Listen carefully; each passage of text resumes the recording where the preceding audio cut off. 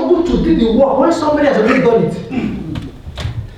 How would you want to put yourself to the stress of carrying the load when you can know people who can make your life easy through intentional networking? To the point where as I'm walking on the road, I have a torchlight. And if I see you, my first question is, who is your father? Because you are here for a reason. So you can finish your master's and you have partnerships in Tanzania, even though you're Nigeria, in Kenya, in Zimbabwe, in Zambia, with people who can literally make you grow in your career. There are people who are looking for what you have, but you actually haven't asked. And you spend 1 full year focused on just essays and reports, when you can begin to paint a clear picture of intentionality to make a difference. I can keep talking to tomorrow, but I'll end at this point. Thank you guys.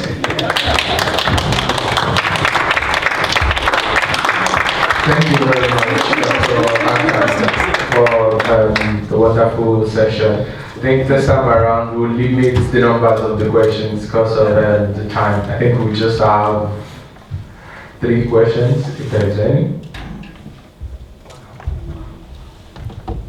That's 1 from Mr. David, 2, 3. Okay. Akan, the first question. Yes, go. I've heard you talk about this. You're very directed at your Nigerian colleagues. How do people from the rest of Africa see that culture in their own terms? Very good question. Let me take all of it. Next person. You go.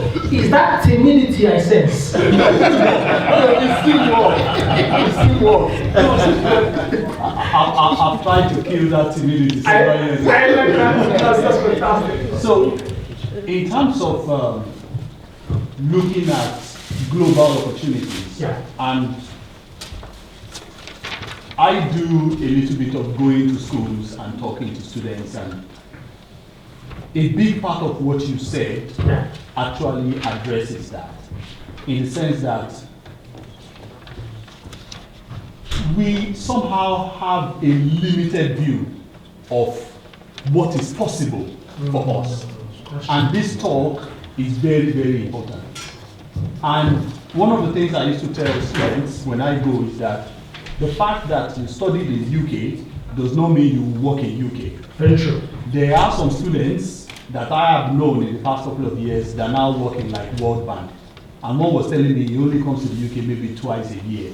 And that was someone that studied in the UK. So a lot of students do not see themselves beyond the UK. That's right. And there is a part that I try to let them know is that the UK, when you talk about the British Empire and all of that, ran the world for several years. And everything that you see, maybe the US, the origin starts from here in the UK. That's right. So you must have that world view when you are graduating.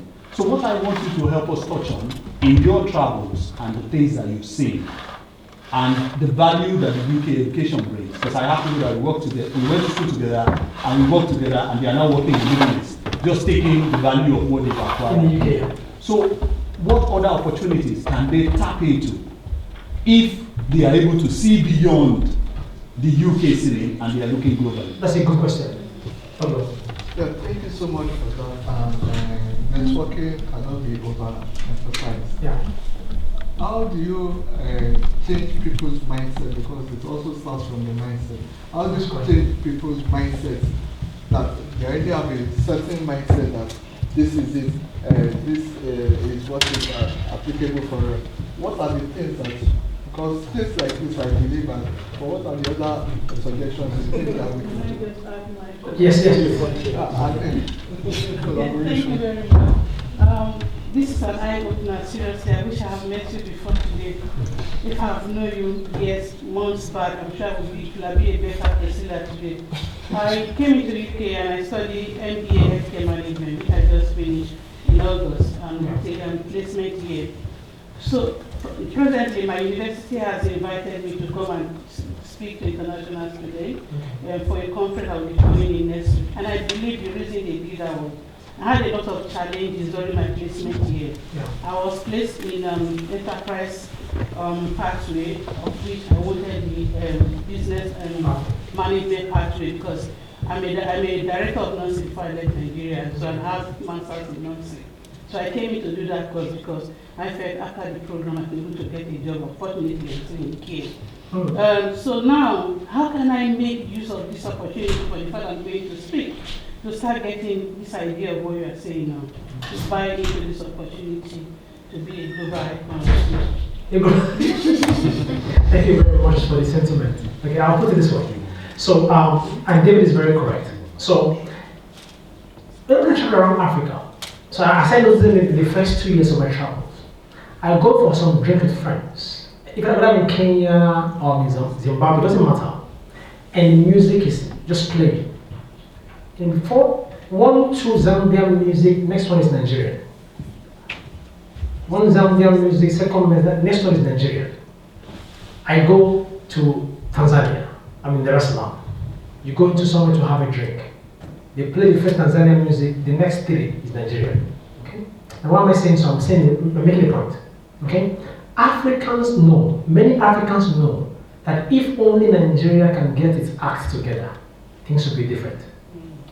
Many Africans actually know that. And it's quite shameful to see how Nigeria has messed things up so bad. Which is the reason why, in some sense, it even affects how Africans relate with Nigerians, other Africans. There's something else I discovered. Even in the midst of that, there's still an opportunity for collaboration on every end.